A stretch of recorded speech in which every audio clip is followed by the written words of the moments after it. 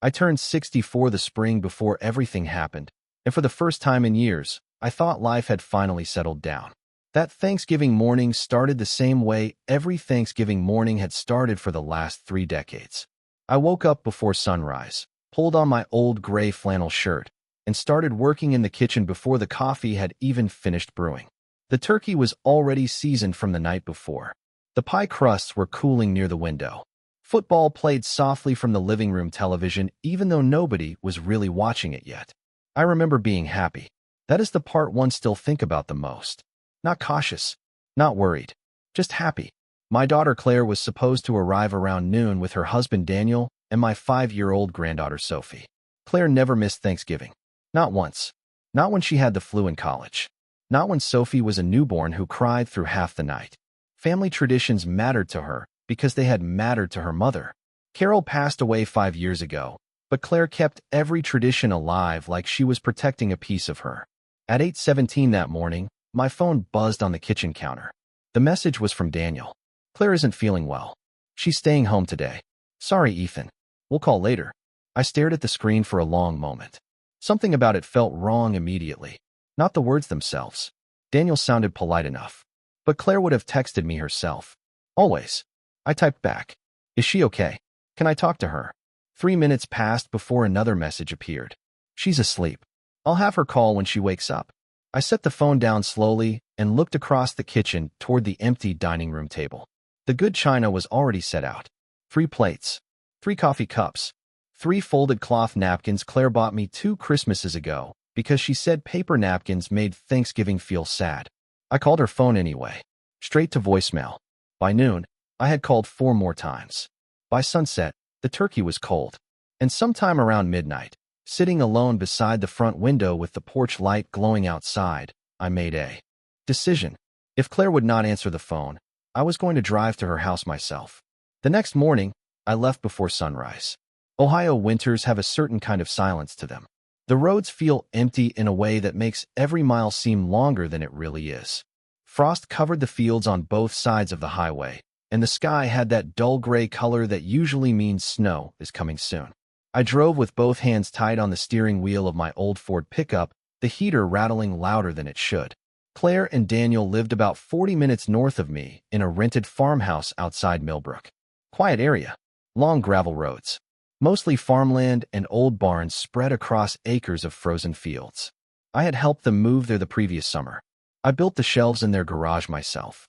The entire drive, I kept trying to convince myself I was overreacting. Maybe Claire really was sick. Maybe her phone battery died. Maybe she and Daniel had argued and wanted privacy. But every explanation felt thinner than the last. I spent 26 years inspecting bridges and commercial structures across 3 states. That kind of work trains you to notice details most people ignore.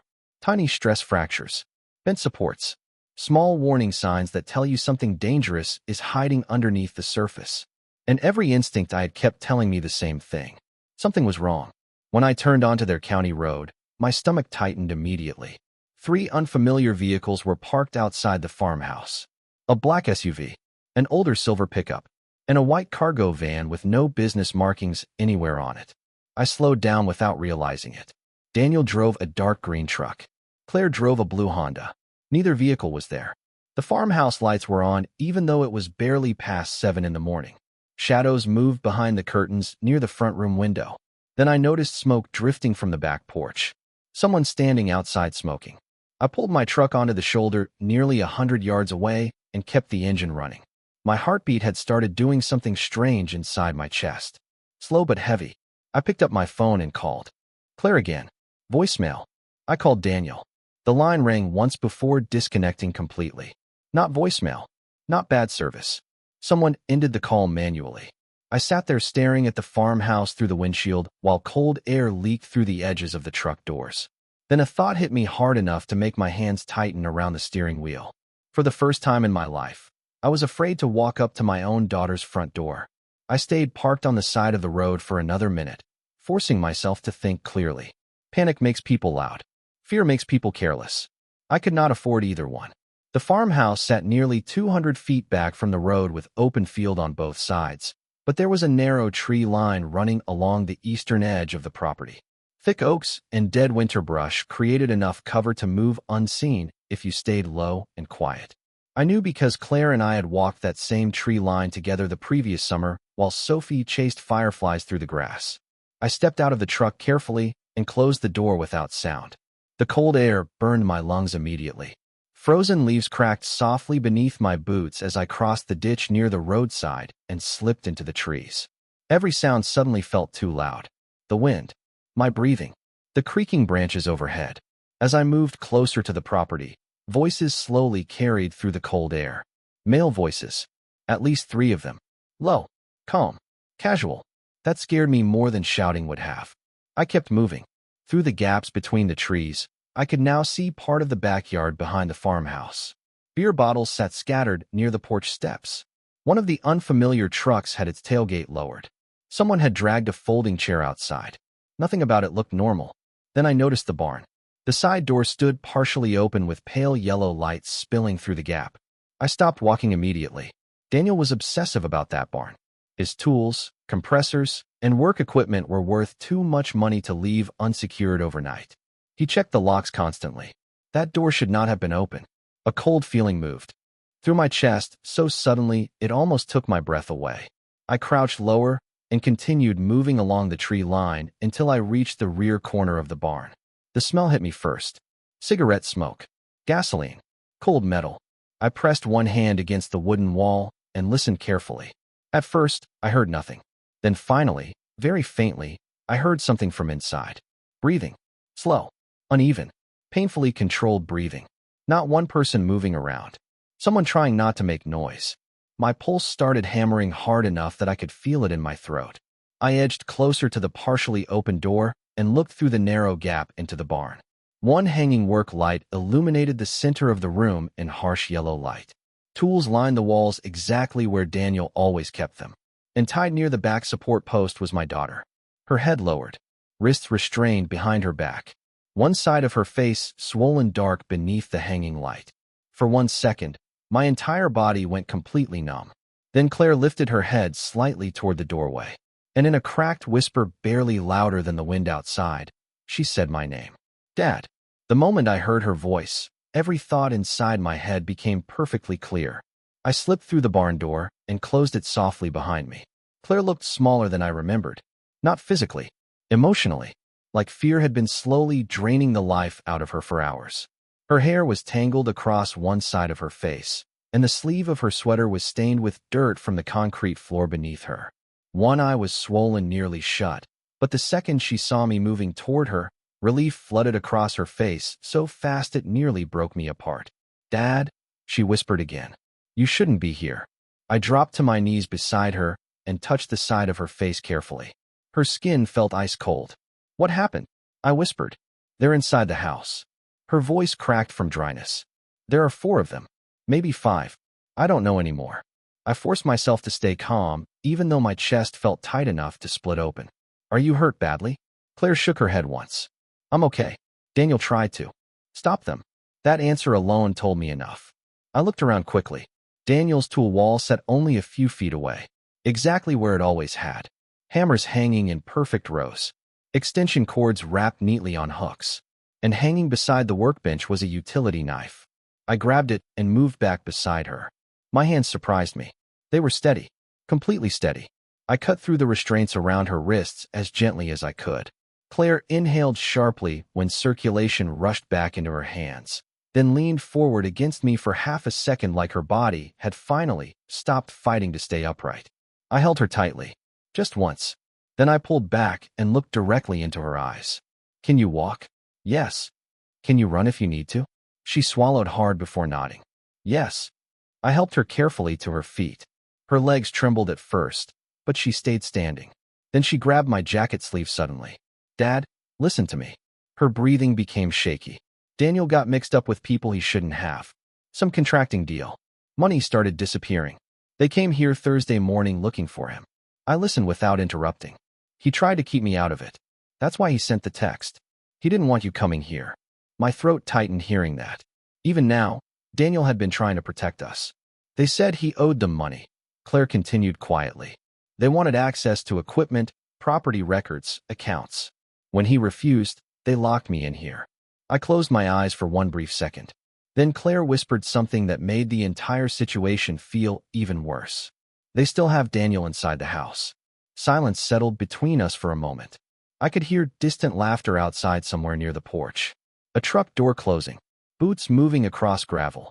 Then Claire's eyes shifted suddenly toward the small side window behind me.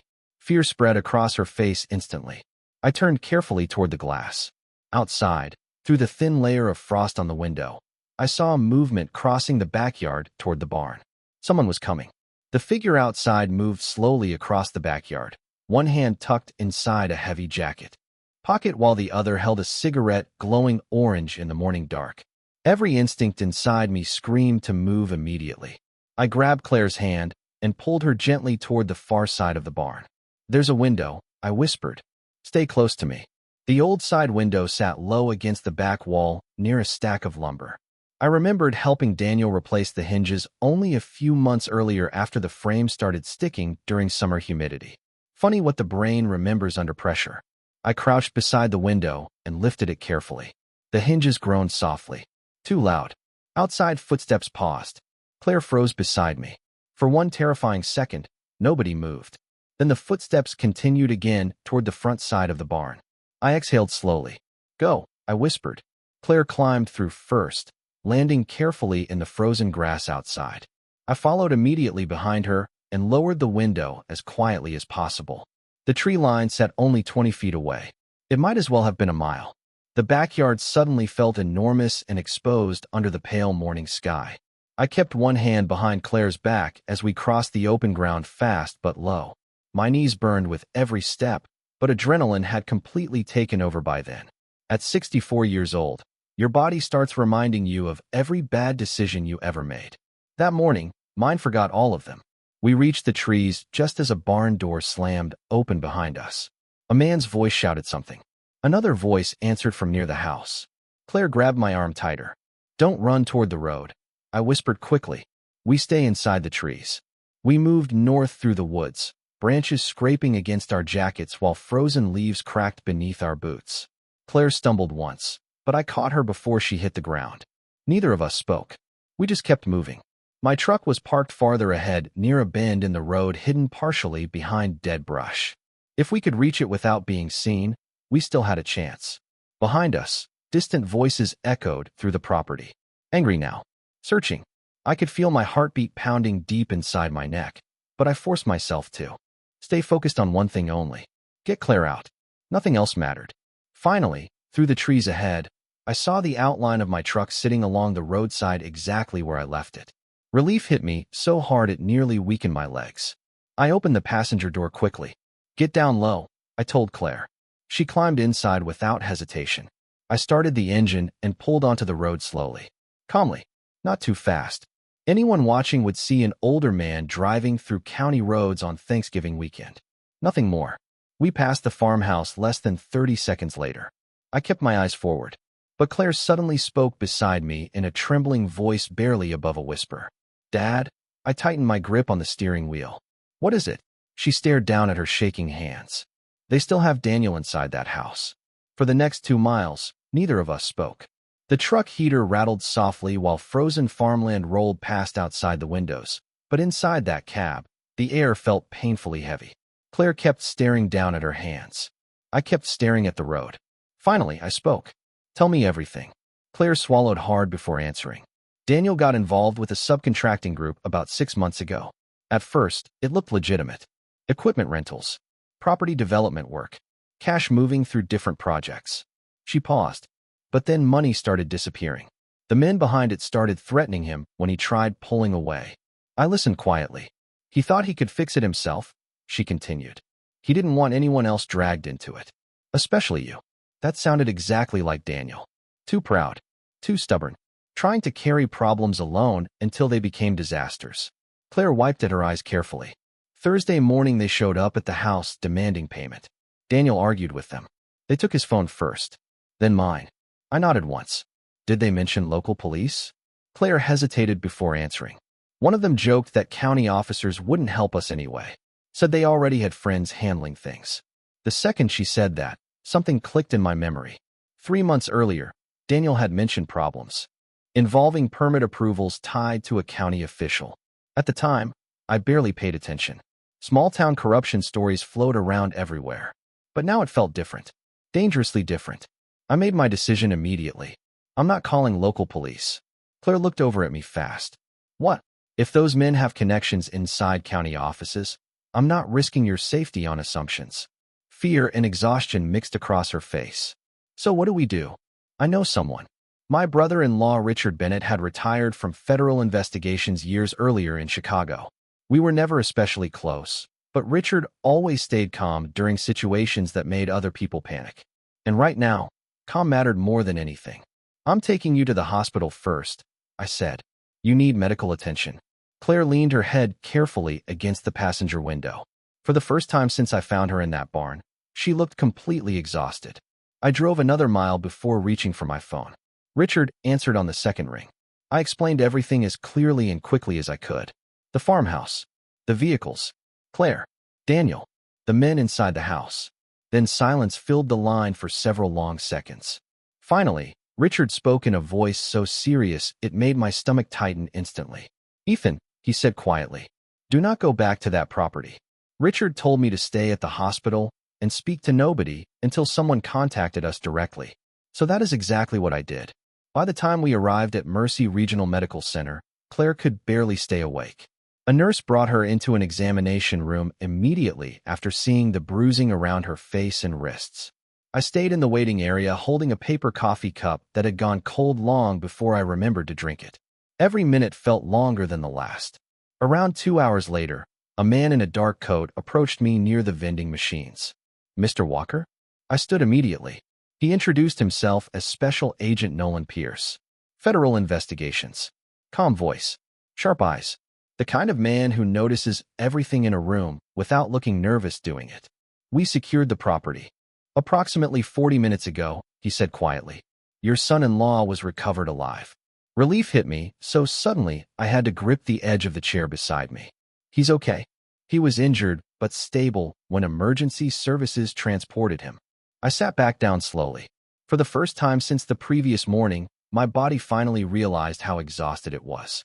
Agent Pierce sat across from me and explained what they had been investigating for nearly 8 months.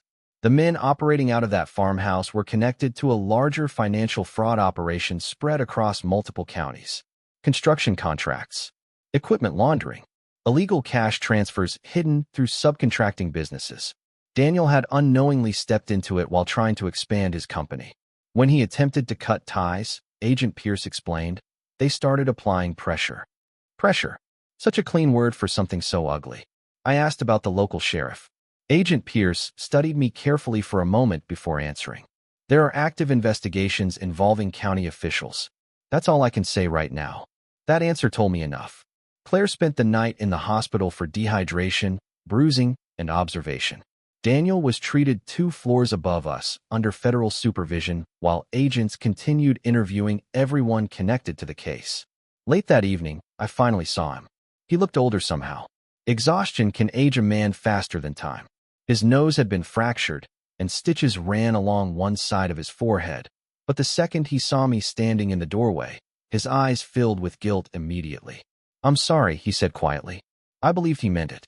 The strange thing about moments like that is how quickly anger becomes complicated when someone you love is sitting broken in front of you. I wanted to blame him for everything. For hiding the truth. For putting Claire in danger. For waiting too long to ask for help.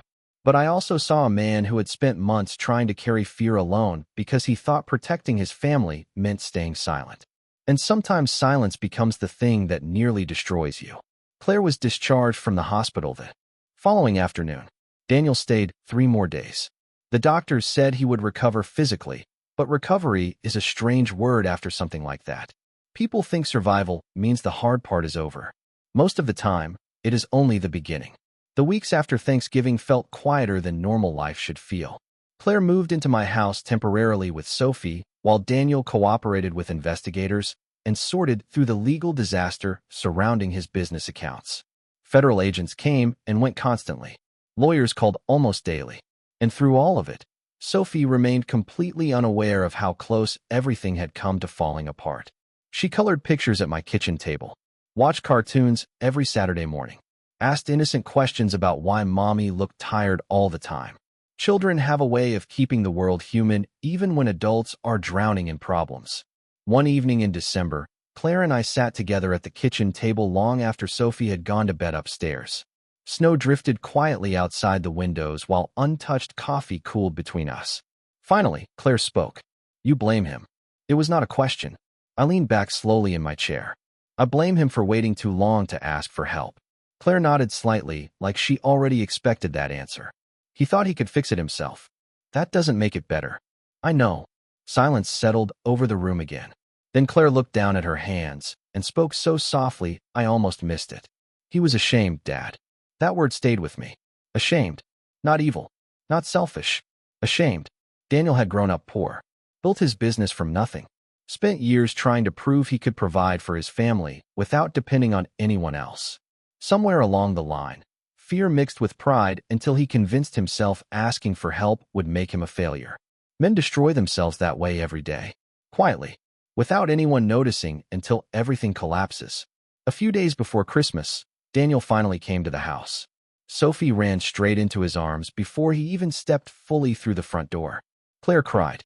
Daniel cried. And I stood there watching all of it while realizing something uncomfortable. Families survive because people forgive imperfectly. Not completely.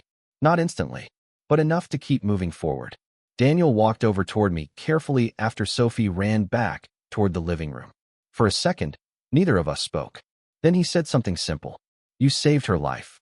I looked past him toward the snow falling outside. "No," I answered quietly. "I just listened when something felt wrong." And deep down, I knew that was the truth that mattered most. Almost a year later, Thanksgiving came around again. For weeks, I secretly wondered whether Claire would want to celebrate at all. Trauma changes holidays. Sometimes permanently. But the Wednesday before Thanksgiving, my phone rang while I was fixing the loose screen door on the front porch. It was Claire. "Don't cook tomorrow," she said. "We're bringing everything." The next morning, they arrived just after 10. Daniel carried grocery bags through the front door, while Sophie ran circles through the living room, wearing a sweater covered in tiny cartoon turkeys. Claire walked into the kitchen smiling for the first time in a long while. And for a moment, the entire house felt alive again. Not perfect, but alive. We cooked together for hours. Claire handled the turkey. Daniel made mashed potatoes. Sophie decorated cookies so aggressively that frosting somehow ended up on the ceiling fan. And for the first time since Carol passed away, laughter filled every room in the house again. At one point, I caught myself standing quietly near the kitchen doorway, just watching them. Watching Claire move comfortably around the kitchen she grew up in. Watching Daniel help Sophie reach the counter so she could stir batter with complete concentration. Watching ordinary life happen again. People underestimate ordinary moments until they almost lose them. That evening, we ate dinner using the same good china Claire insisted I keep after her mother died. Football played softly from the television while Sophie talked nonstop about kindergarten and Christmas lists and a hamster she desperately wanted even though nobody in that room planned on buying one. Later that night, Sophie climbed into my lap while everyone cleaned dishes in the kitchen. Within minutes, she fell asleep against my chest. Warm, safe, trusting me completely. I sat there holding her carefully while cold coffee rested untouched beside me on the end table. And suddenly I realized something. A year earlier, fear had nearly taken everything from us. But somehow, slowly and imperfectly, love had carried us back. Not dramatic love, not movie kind of love, just ordinary people refusing to give up on each other after the worst day of their lives. Sometimes that is the strongest kind there is. I think about that Thanksgiving morning more often than I probably should. About the text message. About the empty dining room table. About that feeling in my chest that refused to go away no matter how many reasonable explanations I tried giving myself. The truth is, most life-changing moments do not arrive with alarms or dramatic warnings. Sometimes they arrive quietly. A missed phone call. A strange sentence. A feeling you cannot explain. And if there is one thing I want anyone listening to this story to remember, it is this. Do not ignore the people you love when something feels wrong. Trust your instincts. Pay attention. Reach out one more time, even if you feel foolish doing it. Because sometimes one extra phone call can change everything. I am not a hero. I am just a father who loved his daughter enough to listen to that small voice telling him not to stay home. And honestly, I think most parents would have done the exact same thing. So now I want to ask you something. Have you ever had a moment where your instincts about someone you love turned out to be right? Tell me in the comments. And if this story meant something to you, share it with someone you care about. You never know who might need the reminder that no problem becomes easier by facing it alone. Thank you for being here. I will see you in the next story.